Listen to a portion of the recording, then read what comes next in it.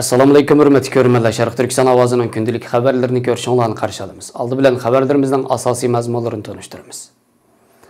Belgiya parlamenti Uyg'ur irqiy qirg'inchiligi haqida rasmiy qaror e'lon qildi. Amerikaning chekinishi bilan Xitoy Afg'onistonga kirishni planlamoqda. Yevropa parlamentida Xitoy va Hong Kongdagi amaldorlarni jazolash va Beijing qishliq olimpik tanharkat musobaqasini boykot qilish qarori yuqori ovoz bilan ma'qullandi. 16 qitimliq Suriya suhbatlari to'g'risida bayonot e'lon qilindi. Tövəndə dehqonlar xabarlarimizning tafsiliy mazmunlarida bo'lsin.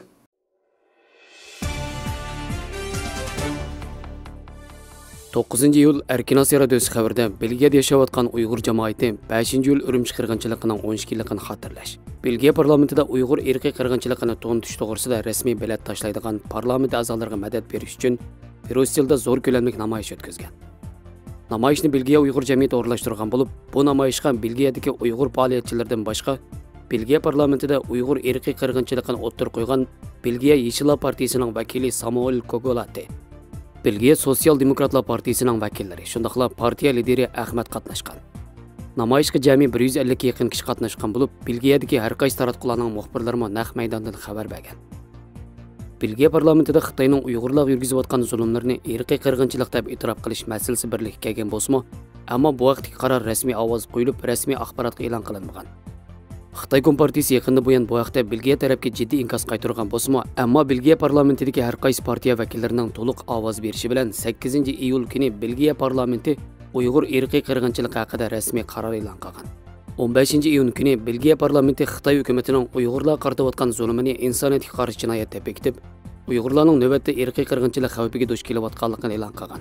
Belgiya parlamentining Uyg'urlarga uchrayotgan zulmga qarab chiqish harakatlari izchil holda Xitoyning har xil omillar bilan qarshilik qilishiga uchrab kelyotdi. Xitoy hukumati bu yil mart oyida Belgiya parlamenti a'zosi Samuel Kogolati va uning oila a'zolariga jazo tadbiri e'lon qilgan. Shundaqla yana Belgiya parlamentida 4-may kuni o'tkazish e'lon qilingan Uyg'urlar to'g'risida guvohlik berish yig'inimi to'r hujumiga uchrab kechiktirilgan edi. Ayni chog'da bu hujumning Xitoy tarafidan qilinganligi faraz qilingan. Mazkur guvohlik anglash yig'inida lager shohidi Qalbinur Sadiq xonim guvohlik bergan.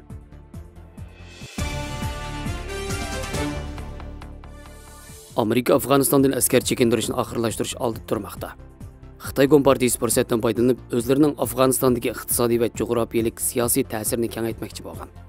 Tahlilchilar Amerika armiyasi chekingandan keyin Afg'onistonning bexatarlik vaziyati va siyosiy vaziyatida zo'r o'zgarishlar bo'lganligini, Xitoy Kompartiyasining mushkul ahvolga tushib qolishi mumkinligini bildirgan. 8 iyul kuni Amerika prezidenti Joe Biden Amerika armiyasining Afg'onistondan chekinish to'g'risida nutq so'zlab, Amerikaning Afg'onistondagi harbiy vazifasining 31 avgust oxirlashadiganligini bildirgan. Amerika Markaziy qo'mondonlik organi 6 iyul kuni Amerika armiyasining Afg'onistondagi chekinishining 90% tamomlanganligini e'lon qilgan.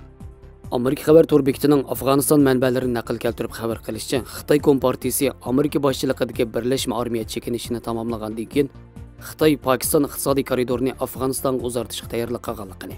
Dastlabda o'tirib qo'yilgan plan bo'lsa, Afg'onistonning poytaxti Kabul bilan Pokistonning Peshavorga tutishadigan tosh yo'lni yasash ekanligini bildirgan. Afg'oniston O'rta Osiyoga joylashgan bo'lib, Sharq Turkiston bilan chegaradosh. Xitoy bilan Yevro-Osiyoni tutashtiradigan muhim davlat. Xitoyning bir balvoq bir yo'l planini yo'lga qo'yish va amaliylashtirishda nihoyat muhim jo'grafiyalik, strategik ahamiyatga ega bo'lib, Xitoyning 6 milliard 200 million dollar mablag' solgan Xitoy-Pokiston iqtisodiy koridori bir balvoq bir yo'l tashabbusining bir qismi ekan. Mazkur xabarda Xitoy Kompartiyasi o'tgan 5 yilda Afg'onistonni bir balvoq bir yo'l planiga kirgizmoqchi bo'lgan. Ammo Kabul Amerikaning mavjudligi sababidan hech qanday turni tasdiqlamagan. Navbatdagi vaziyatda Amerika askarlarining Afg'onistondan chekinishi bilan Xitoy Kompartiyasi o'zining fursati keldi deb bilgan. Oldingi oyning 5-ida Xitoy Kompartiyasi Pokiston va Afg'oniston sin ko'rinish orqali 4-qitimliq tashqi ishlar ministrlarining 3 taraf uchrashish yig'ini o'tkazib, birlashma bayonot e'lon qilib, tinchlik, siyosat, iqtisod, ulanish, bexatarlik va terrorlik qarshi turish qatorliq sohalardagi hamkorlikni texmo cho'nqurlashtirish va kengaytirishga va'da berib, Afg'onistonning o'zaro ulanish qurilishini ilgari surish, Gwadar porti va rayondagi boshqa portlar orqali qayta eksport sodasi berishni qo'lga keltirilgan ilgarilashlar alohida tilga olingan. Pul muomala vaqt kezdining xabar qaraganda, Xitoy Kompartiyasi Talibanlar bilan maxfiy suhbat o'tkazgan bo'lib, Afg'onistonning ul aslahalarini qayta qurish va Talibanlar bilan hamkorlashish uchun Pokiston orqali mablag' bilan ta'minlamoqchi bo'lgan. Pokiston Xitoy Kompartiyasining eng muhim va irodali ittifoqdoshi bo'lib, Xitoy tarafidan har vaqt strategik hamroh deb atalgan.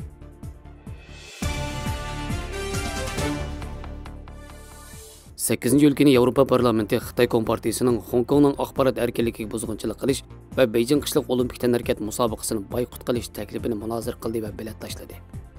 Bu qaror oxiri mutlaq ko'p sondagi 578 bilet bilan ma'qullandi. Yevropa parlamenti bilet tashlash orqali qaror ma'qullab, Xitoy Kompartiyasining Hong Kongning huquq erkinligiga daxl-taruz qilganligini qattiq ayblab, taratqularda so'z erkinligini oxirlashtirish. Yevropa Ittifoqi Xitoy va Hong Kongning kishilik huquq va xalqaro qonunga og'ir daxl-taruz qilgan amaldorlarni jazolashni talab qilib, Yevropa Ittifoqining Beijing qishliq olimpik tanharakat musobaqasini boykot qilishni tavsiya qilgan. Qarorda Beijing doiralarining Olma kundalik gazetini taqash, Olma kundalik gazetining mol-mulklarini to'nlatish va Olma gazetining muxbirlarini qo'lga olishni qattiq ayblaydiganligini, Xitoy Kompartiyasining oxirgi chekini alqaganligini, Hong Kongning erkin jamiyatini buzish, axborot erkinligini oxirlashtirish va so'z erkinligini cheklash qilmishlarini qattiq ayblab, Yevropa Komiteti, Yevropa Kengashi va a'zo davlat rahbarlarini Xitoy Kompartiyasining ko'rinarli tadbir qo'llanib Hong Kong, Sharq Turkiston, Tibet, Janubiy Mongoliya va Xitoyning boshqa joylaridagi kishilik huquqni ko'rinarli yaxshilamasa, Beijing 2022-yillik qishliq olimpik tanharakat musobaqasiga qatnashishni rad qilishga chaqirgan. Parlament a'zolari Yevropa Ittifoqini Xitoy Kompartiyasining qo'riqchiga bo'lmasligi kerakligini, Tayvandagi demokratiyaga kapolat qilish uchun xalqaro sheriklar bilan hamkorlashishni xohlaydiganligini ta'kidlagan.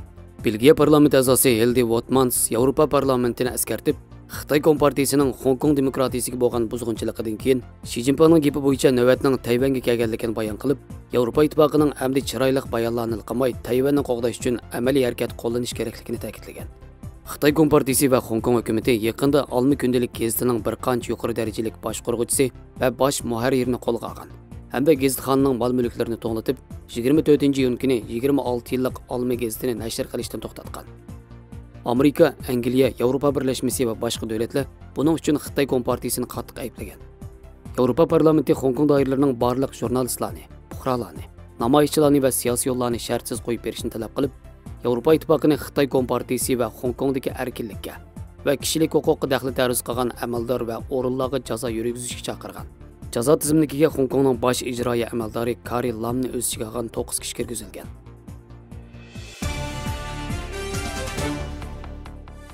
7-iyul kuni Qozog'iston poytaxti Nur-Sultonda kapolatchi davlatlar bo'lgan Turkiya, Rossiya va Eronning qatnashishi bilan o'tkazilgan 16-qitimliq Suriya suhbatlariga munosabatli bayonot e'lon qilindi. Bayonotda Suriyaning sharq shimolida g'ayri-rasmiy hukumat qurish tashabbuslari, terrorlikqa qarshi kurash qilish bahonasi bilan maydonlarda yangi haqiqatlarni paydo qilishga munosabatli har turli harakatlarni rad qilish, qo'shni davlatlarning milliy xavfsizligiga tahdid paydo qiladigan bo'lginchi kun tartiblarga birlikda qarshi turishni qat'iy davomlashtirish ta'kidlanib, Idlib jiddiychiligini pasaytish, rayondagi vaziyatning tafsiliy ko'zdan kechirilishi va tinchlikning kapolatga ega qilinishi uchun Idlibga munosabatli kelishimlarning to'liq ijro qilinishi kerakligi eskartildi.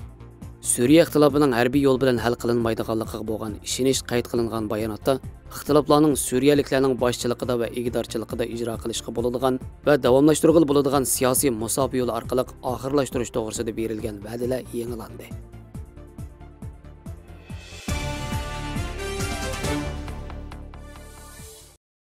Xabarlarimizni ko'ringlar, rahmat. Ko'rishguncha omon bo'linglar. Xayr xo'sh, Allohga omonat.